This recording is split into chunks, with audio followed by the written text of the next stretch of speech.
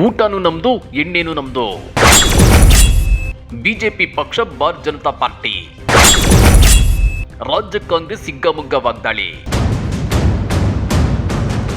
ಊಟನೂ ನಮ್ದು ಎಣ್ಣೆನೂ ನಮ್ದು ಎನ್ನುವ ಕರ್ನಾಟಕ ಬಿಜೆಪಿ ಪಕ್ಷ ಬಾರ್ ಜನತಾ ಪಾರ್ಟಿ ಅಂತ ಹೆಸರು ಬದಲಾಯಿಸಿಕೊಳ್ಳೋದು ಸೂಕ್ತ ಅಂತೇಳಿ ರಾಜ್ಯ ಕಾಂಗ್ರೆಸ್ ಟೀಕಿಸಿದೆ. ಅದಕ್ಕೆ ಬಿಜೆಪಿ ನಾಯಕರ ಈ ವಿಡಿಯೋಗಳೇ ಸಾಕ್ಷಿ. ಜನರನ್ನ ಮದ್ಯದ ದಾಸರನ್ನಾಗಿ ಮಾಡಲು ಬಿಜೆಪಿ ಕಾರ್ಯಕ್ರಮವೊಂದರಲ್ಲಿ ಒಂದೊಂದು ಎಣ್ಣೆ ಪ್ಯಾಕೆಟ್ ಕೊಟ್ಟು ಕಳಿಸ್ತಾ ಇದೆ. ಹಾಗಾದ್ರೆ ಬಿಜೆಪಿ ಸಭ್ಯ ಸಮಾಜಕ್ಕೆ ಯಾವ ಸಂದೇಶ ರವಾನೆ ಮಾಡ್ತಿದೆ? ಬಿಜೆಪಿಯ ಅಸಲಿ ಉದ್ದೇಶ ಏನು? ಅಷ್ಟಕ್ಕೂ ಏನಿದು ಬಿಜೆಪಿ ನಾಯಕರ ಊಟನೂ ನಮ್ದು ಎಣ್ಣೆನೂ ನಮ್ದು ಅನ್ನೋ ಕಾನ್ಸೆಪ್ಟ್ ಅಂದ್ರ ಅದನ್ನ ಡೀಟೇಲ್ ಆಗಿ ತೋರಿಸ್ತೀವಿ. ಆದ್ರೆ ಅದಕ್ಕಿಂತ ಮೊದಲು ಹಲೋ ಕನ್ನಡ ಯೂಟ್ಯೂಬ್ ಚಾನಲ್ ಅನ್ನ ಸಬ್ಸ್ಕ್ರೈಬ್ ಮಾಡ್ಕೊಳ್ಳಿ. ಹಾಗೇನೆ ಪಕ್ಕದಲ್ಲಿರೋ ಬೆಲ್ ಬಟನ್ ಅನ್ನು ಪ್ರೆಸ್ ಮಾಡಿ.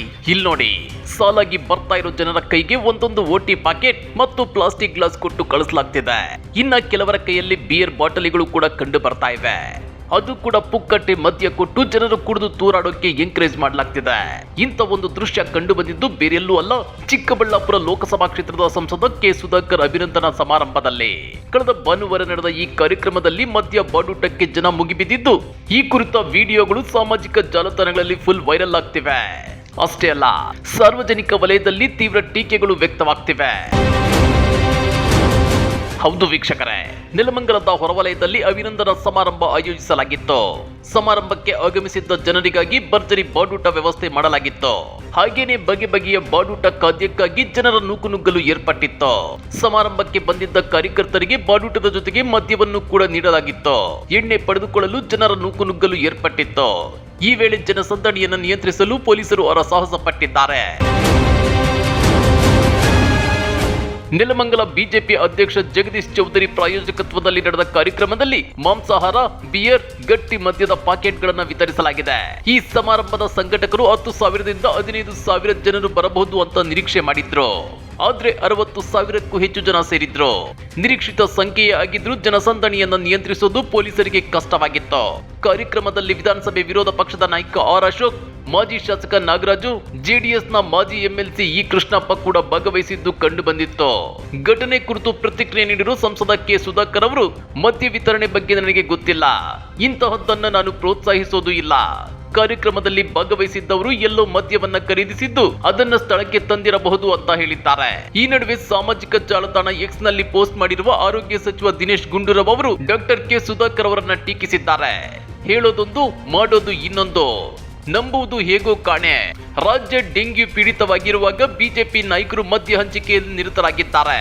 ನಾನು ಮಂಗಳೂರಿಗೆ ಭೇಟಿ ಕೊಟ್ಟಾಗ ಈಜುಕೊಳದಲ್ಲಿ ಈಜಿದ್ದನ್ನೇ ಪ್ರಶ್ನಿಸಿದ ಬಿಜೆಪಿ ನಾಯಕರು ಈಗೆಲ್ಲಿದ್ದಾರೆ? ಇದೇನಾ ನಿಮ್ಮ ಸಂಸ್ಕೃತಿ ಅಂತೇಳಿ ವ್ಯಂಗ್ಯವಾಡಿದ್ದಾರೆ. ಇತ್ತ ರಾಜ್ಯ ಕಾಂಗ್ರೆಸ್ ಕೂಡ ಟ್ವೀಟ್ ಮಾಡಿ ಕಿಡಿಕಾರಿದೆ. ಊಟನೂ ನಮ್ದು ಎಣ್ಣೆನೂ ನಮ್ದು ಎನ್ನುವ ಕರ್ನಾಟಕ ಬಿಜೆಪಿ ಪಕ್ಷ ಬಾರ್ ಜನತಾ ಪಾರ್ಟಿ ಅಂತ ಹೆಸರು ಬದಲಿಸಿಕೊಳ್ಳೋದು ಸೂಕ್ತ. ಜನಸಾಮಾನ್ಯರನ್ನ ಮದ್ಯದ ದಾಸರಾಗಲು ಪ್ರೋತ್ಸಾಹಿಸುವ ಬಿಜೆಪಿಯಿಂದ ಜನರ ಉದ್ಧಾರವನ್ನ ಬಯಸೋದು ಮೂರ್ಖತನವಾಗುತ್ತೆ. ಧರ್ಮ ಸಂಸ್ಕೃತಿಗಳ ಬಗ್ಗೆ ಪುಂಖಾನುಪುಂಖವಾಗಿ ಮಾತನಾಡುವ ಬಿಜೆಪಿಯ ಅಸಲಿ ಸಂಸ್ಕೃತಿ ಮಹಿಳಾ ಪೀಡನೆ, ಹೆಂಡದ ಸೇವನೆ. ಸಂಸದ ಸುಧಾಕರ್ ಅವರು ಜನರಿಗೆ ಮದ್ಯದ ಬಾಟಲಿಗಳನ್ನು ಹಂಚುವ ಮೂಲಕ ಬಿಜೆಪಿಯ ನೈಜ ಸಂಸ್ಕೃತಿಯನ್ನ ಬಯಲು ಮಾಡಿದ್ದಾರೆ.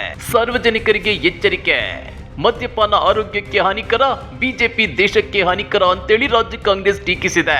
ಜೊತೆಗೆ ಚಿಕ್ಕಬಳ್ಳಾಪುರ ಲೋಕಸಭಾ ಕ್ಷೇತ್ರದ ಸಂಸದರು ಮಾಜಿ ಸಚಿವರಾದ ಡಾಕ್ಟರ್ ಕೆ ಸುಧಾಕರ್ ಅವರು ಆಯೋಜಿಸಿದ್ದ ಕಾರ್ಯಕ್ರಮದಲ್ಲಿ ಭಾರತೀಯ ಜನತಾ ಪಕ್ಷದ ಕಾರ್ಯಕರ್ತರು ಮದ್ಯಪಾನ ಸೇವಿಸಿ ಬಿಜೆಪಿ ಪಕ್ಷದ ಹೀನಾಯ ಸಂಸ್ಕೃತಿಯನ್ನ ಬಹಿರಂಗಗೊಳಿಸಿರುವ ಹಿನ್ನೆಲೆಯಲ್ಲಿ ಹಾಗೂ ಕೇಸರಿ ಧ್ವಜವನ್ನ ದುರುಪಯೋಗ ಪಡಿಸಿಕೊಂಡ ಹಿನ್ನೆಲೆಯಲ್ಲಿ ಬಿಜೆಪಿ ನಾಯಕರ ವಿರುದ್ಧ ಕೆಪಿಸಿಸಿ ಪ್ರಧಾನ ಕಾರ್ಯದರ್ಶಿಗಳಾದ ಎಸ್ ಮನೋಹರ್ ಅವರ ನೇತೃತ್ವದಲ್ಲಿ ವಿನೂತನ ಪ್ರತಿಭಟನೆ ನಡೆಸಲಾಯಿತು.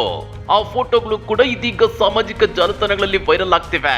ಹಾಗಾದ್ರೆ ಸಂಸದ ಕೆ ಸುಧಾಕರ್ ಅವರ ಅಭಿನಂದನಾ ಕಾರ್ಯಕ್ರಮದಲ್ಲಿ ಬಾಡೂಟ, ಮದ್ಯ ಹಂಚಿರೋದ್ರ ಬಗ್ಗೆ ನೀವೇನಂತೀರಾ? ಇದೇನಾ ಬಿಜೆಪಿ ಸಂಸ್ಕೃತಿ?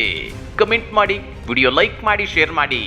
ಇಂಥ ಮತ್ತಷ್ಟು ರೋಚಕ ರಾಜಕೀಯ ಸುದ್ದಿಗಳನ್ನ ಮಿಸ್ ಮಾಡದೆ ನೋಡಬೇಕು ಅಂದ್ರೆ ಹಲೋ ಕನ್ನಡ ಯೂಟ್ಯೂಬ್ ಚಾನಲ್ ಅನ್ನ ಸಬ್ಸ್ಕ್ರೈಬ್ ಮಾಡ್ಕೊಳ್ಳಿ.